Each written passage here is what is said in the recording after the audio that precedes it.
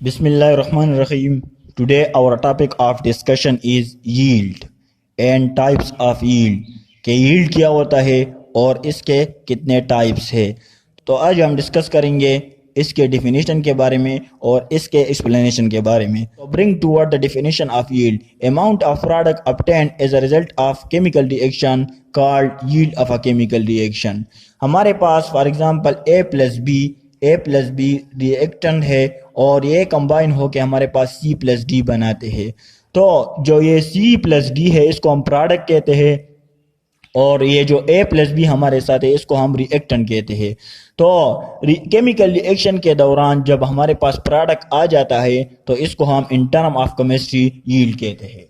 इसको हम in term of chemistry क्या कहते हैं? यील्ड कहते हैं। तो ये हमारे पास असल में यील्ड हम प्रोडक्ट को कहते हैं, लेकिन इन टर्म ऑफ केमिस्ट्री हम प्रोडक्ट को यील्ड कहते हैं। अब इसके कुछ टाइप है हमारे पास, थ्योरेटिकल यील्ड, एक्चुअल यील्ड और परसेंटेज यील्ड। थ्योरेटिकल यील्ड क्या होता है? The amount of product calculated from balance chemical reaction is called theoretical yield. Theoretical yield क्या होता है कि हमारे पास एक बैलेंस केमिकल रिएक्शन है और इससे हम अंदाजा लगा लेते हैं कि हमारे पास प्रोडक्ट भी इतना आएगा, तो इसको हम थ्योरेटिकल यील्ड कहते हैं। यहाँ पर हम कोई एक्सपेरिमेंट परफॉर्म नहीं करते, बस हम जस्ट इमेजिन करते हैं कि हमारे पास प्रोडक्ट इतना होगा, तो इसको हम थ्योरेटिकल यील्ड इस वजह से कहते हैं। नेक्स्ट हमारे पास है एक्चुअल यील्ड। एक्चुअल यील्ड क्या होता है कि the amount of product obtained experimentally during a chemical reaction called actual yield। वो प्रोडक्ट जिसको हम obtain करते हैं एक्सपेरिमेंटली का मतलब क्या है? यहाँ पर एक वर्ड है एक्सपेरिमेंटली। इसका मतलब ये है कि हम एक रिएक्शन करेंगे, इसके लिए हम लैब में भी जाएंगे, इसके लिए हम कैलकुलेशन भी करेंगे और इसके लिए हम रिएक्शन भी करवाएंगे, तो इससे हमारे पास जो रिजल्ट आएगा, जो प्रोडक्ट आएगा, तो इसको हम एक्चुअल यील्ड कहते हैं। यहाँ पर कोई एक्सपेरिमेंट की बात नहीं है, यहाँ पर एक्सपेरिमेंट की बात है। यहाँ पर हमें लैब में भी जाना पड़ेगा और एक्सपेरिमेंट भी करना पड़ेगा, लेकिन यहाँ पर जस्ट हम इमेजिनेशन करते हैं कि हमारे पास प्रोडक्ट कितना होगा। फॉर एग्जांपल हमारे पास एक बैलेंस केमिकल रिएक्शन है। हम कहते हैं कि कार्बन जब O2 के साथ मिलता है तो ये हमारे पास कार्बन डाइऑक्साइड बनाता है। तो यहाँ पर कितना है? कार्बन 12, ऑक्सीजन 32, इन दो ऑक्सीजन है, तो हमारे पास ये कितना हो जाता है? 44 ग्राम। और यहाँ पर ये कितना है? 44 ग्राम। तो ये हम जस्ट इमेजिनेशन करते हैं कि जितना हम रिएक्टेंट मिलाएंगे उतना ही हमारे पास प्रोडक्ट मिलेगा, तो ये इम्पॉसिबल है। इसके कुछ रीज़न होते हैं, तो इसी वजह से हमारे पास ये थ्योरेटिकल यील्ड है और जिसके लिए हम एक्सपेरिमेंट परफॉर्म करते हैं लेबॉर्ट्री में, जिस यील्ड ऑफ प्रोडक्ट के लिए, उसको हम एक्चुअल यील्ड कहते हैं। अब नेक्स्ट हमारे पास है परसेंटेज यील्ड। परसेंटेज यील्ड क्या होता है कि the ratio between actual and theoretical yield multiply by 100, इसको हम परसेंटेज यील्ड कहते हैं।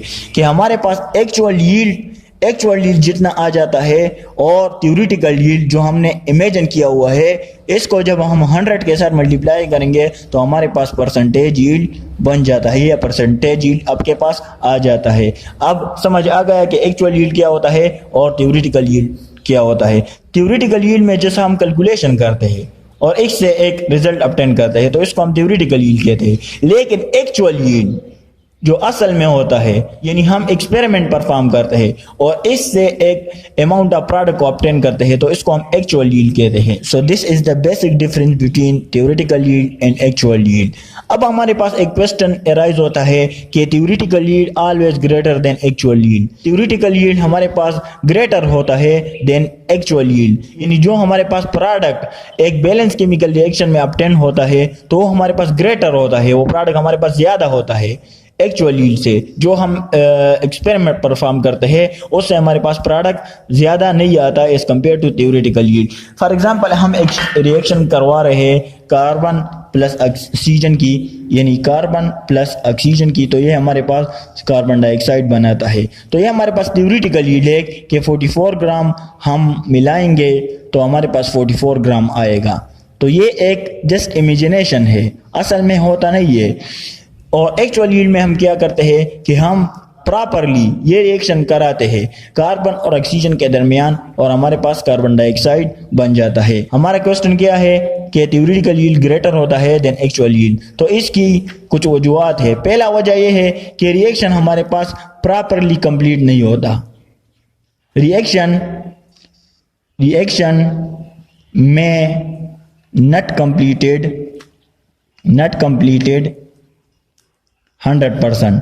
तो इसी वजह से भी हमारे पास थ्योरेटिकल यील्ड ज़्यादा होता है एक्चुअल यील्ड से। दूसरा रीज़न क्या है कि हमारे पास साइड रिएक्शन हो जाती है, या हमारे पास इसका मतलब है साइड प्रोडक्ट हमारे साथ बन जाता है, यानी जो प्रोडक्ट हम बनाना चाहते हैं उसके साथ हमारे पास एक बाई प्रोडक्ट भी बन जाता है, तो इसको हम साइड प्रोडक्ट कहते हैं।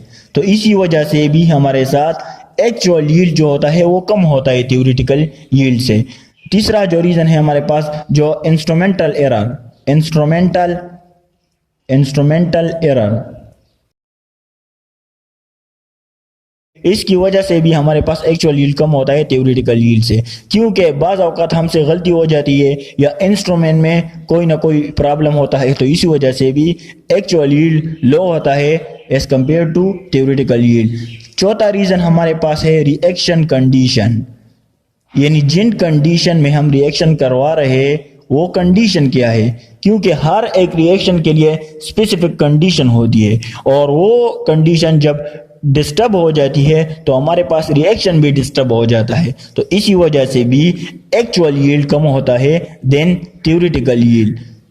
रिएक्शन कंडीशन में हमारे पास टेम्परेचर आ जाता है, प्रेशर आ जाता है, और इसके साथ साथ आपके पास सनलाइट का भी आ जाता है इसमें, तो इसी वजह से हमारे पास एक्चुअल यील्ड कम होता है थ्योरेटिकल यील्ड से। So this is all about yield and types of yield. Okay, thanks.